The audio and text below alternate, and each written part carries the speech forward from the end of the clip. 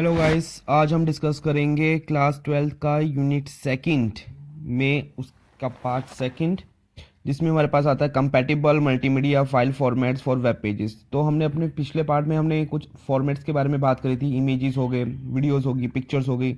अब यहाँ पर हमारे इनके बारे में डिटेल्स में हम डिस्कस करेंगे कि कौन से हमारी चीज़ें यहाँ पर इमेजेस में आती हैं, वीडियोस में आती हैं, एक तरीके से पिक्चर्स में कौन सी फाइल्स हमारी कंपैटिबल है एक तरीके से वेब पेजेस के लिए। क्लियर हो गया?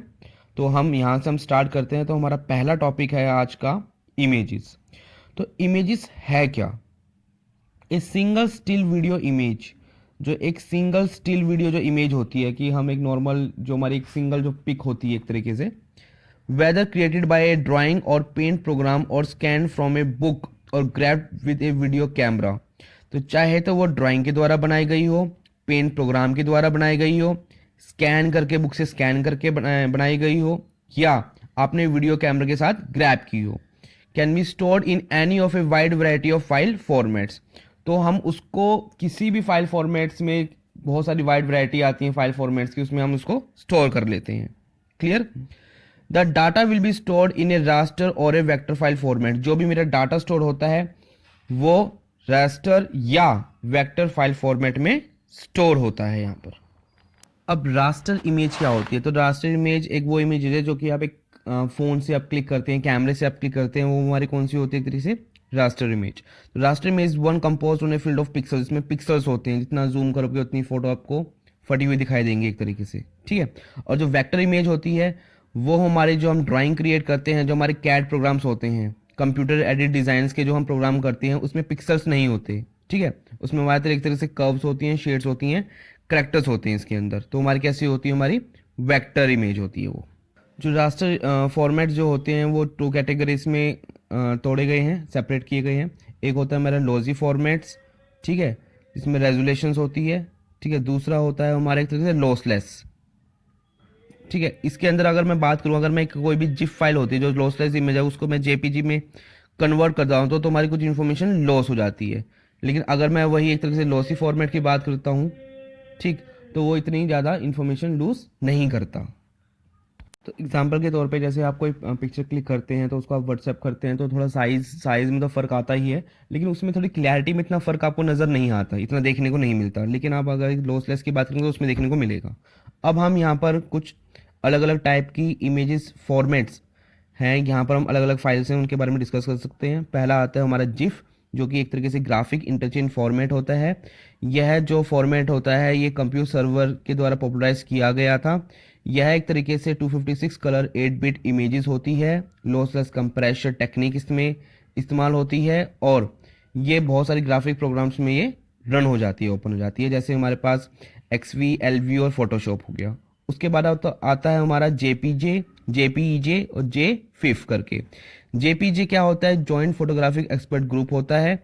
इसमें एक तरीके से ट्रू कलर्स होती हैं, 16.7 मिलियंस कलर्स होते हैं, 24 बिट का ये इमेजेस होता है एक तरीके से। ठीक।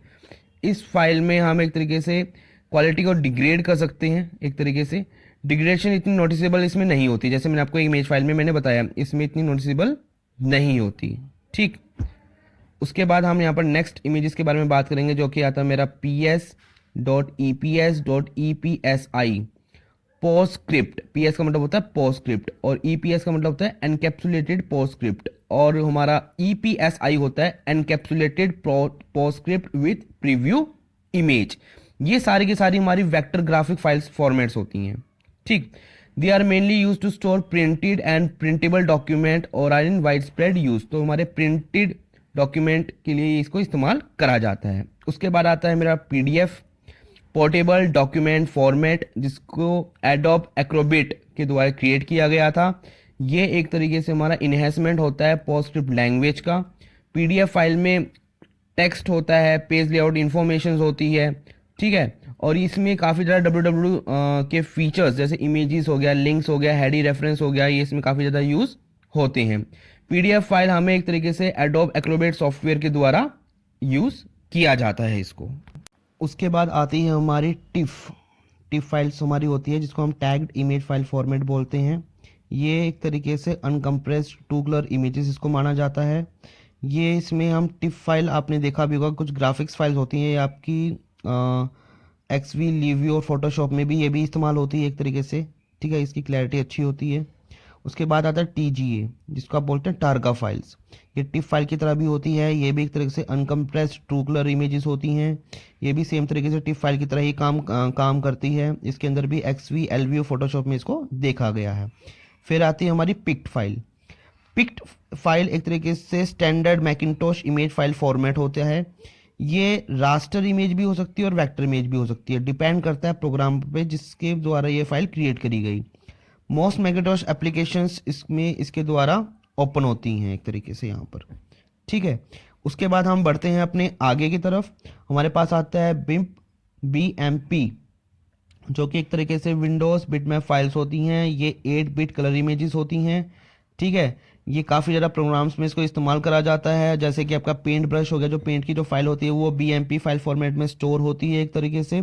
BMP files can be used as background for the Windows desktop, जो आपकी विंडोज़ डेस्कटॉप का जो भी बैकग्राउंड है वहाँ पर भी एक तरीके से BMP फाइल आप यूज़ कर सकते हैं।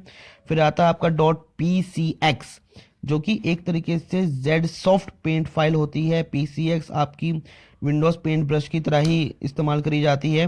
फिर लास्ट में आता है आपका .ppm और .ppm.pgb, जो कि portable bitmap, portable pix map और पोर्टेबल ग्राफ मैप में होते हैं। ये भी एक तरीके से PB टूल्स के होते हैं, जो यूनिक्स ग्राफिक यूटेंसिल्स पे होते हैं। मोस्टली इसको यूनिक्स वर्कस्टेशन पे इसको ओपन किया जाता है यहाँ पर, ठीक है। आगे हम बात करेंगे अपने नेक्स्ट की तरफ, जो कि हमारा आता है PSD में यहाँ पर हम बात करें तो एक तरीके से ये एडोब फोटोशॉप ग्राफिक फाइल्स होती हैं। ये पेंटिम और मैकिंटोश सिस्टम एडोब फोटोशॉप के द्वारा ओपन की जाती है। फिर आता है हमारा .cvs, जो कि एक तरीके से वेक्टर ग्राफिक फाइल फॉर्मेट्स होता है, ये कैनवस के द्वारा ओपन किया जाता है। .cgm, जो कंप्यूटर ग्राफिक मेटा फाइल्स होता है और ये भी एक तरीके से वेक्टर फॉर्मेट होता है और ये भी कैनवस और सीएस ड्राइंग के द्वारा ओपन किया जाता है। फिर आता है आपका .wpg, जो कि एक तरीके से वर्ड परफेक्ट ग्राफिक फाइल्स होता है, जो कि एलव्यू के द्वारा ओपन किया जाता है। तो हमारे पास काफ़ी सारे फाइल फॉर्मेट्स हैं एक तरीके से इमेजेस के भी, ठीक है। तो यहाँ पर एक तरीके से हमने अलग अलग फॉर्मेट्स के बारे में हमने बात करी, ठीक है। JPG, GIF, टिप फाइल्स हो गया हमारा एक तरीके से, ठीक है। तो यहाँ पर हमारे जो एक तरीके से रहते हैं PICT और TIFF formats work best with word processing and desktop publishing programs. तो यहाँ पर एक तरीके से जो हमारी जो फाइल्स हैं काफ़ी ज़्यादा बेस्ट इनको माना जाता है, देखा जाए तो। क्लियर हो गया आपको? आगे हम इसके बात करेंगे मूवीज़ के बारे में।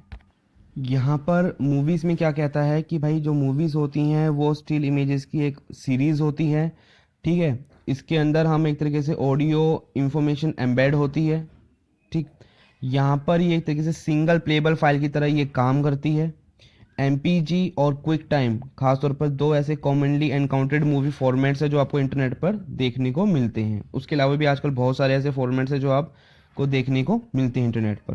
तो यहाँ पर हमारे पास कुछ मूवी फॉर्मेट्स दे रखते हैं। पहला आता है AVI format. AVI format Microsoft के द्वारा डेवलप किया गया था और इसको हम प्रीमियरली विंडोज़ में इस्तेमाल करते हैं।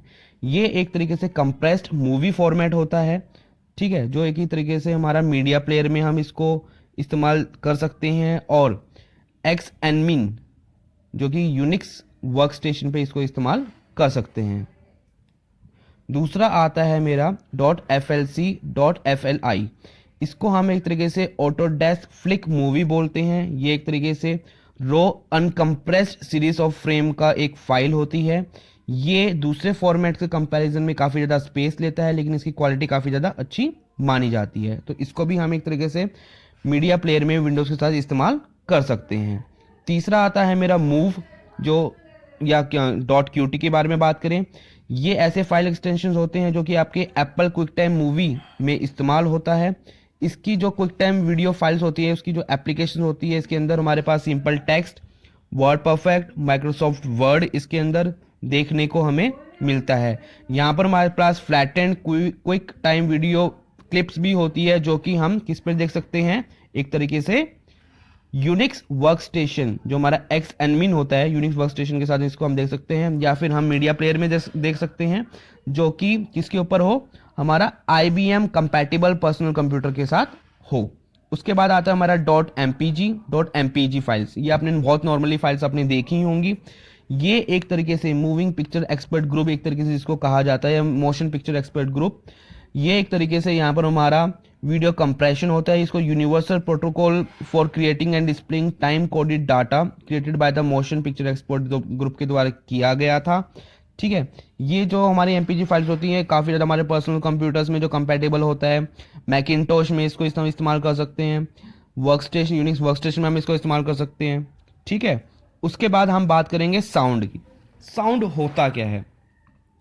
वो फाइल जिसके अंदर आप ऑडियो को रिक्रिएट कर सकते हैं एक तरीके से, ठीक है, कंप्यूटर पर, उसको हम क्या बोलते हैं? Audio files. और ये आपको अलग अलग फॉर्मेट्स में भी देखने को मिलती हैं यहाँ पर।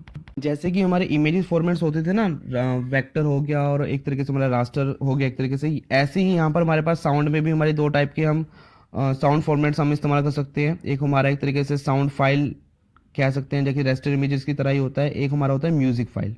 ठीक है, तो इनकी अलग अलग हमारे फाइल फॉर्मेट्स भी होती हैं। तो पहला हम बात करते हैं .au के बारे में।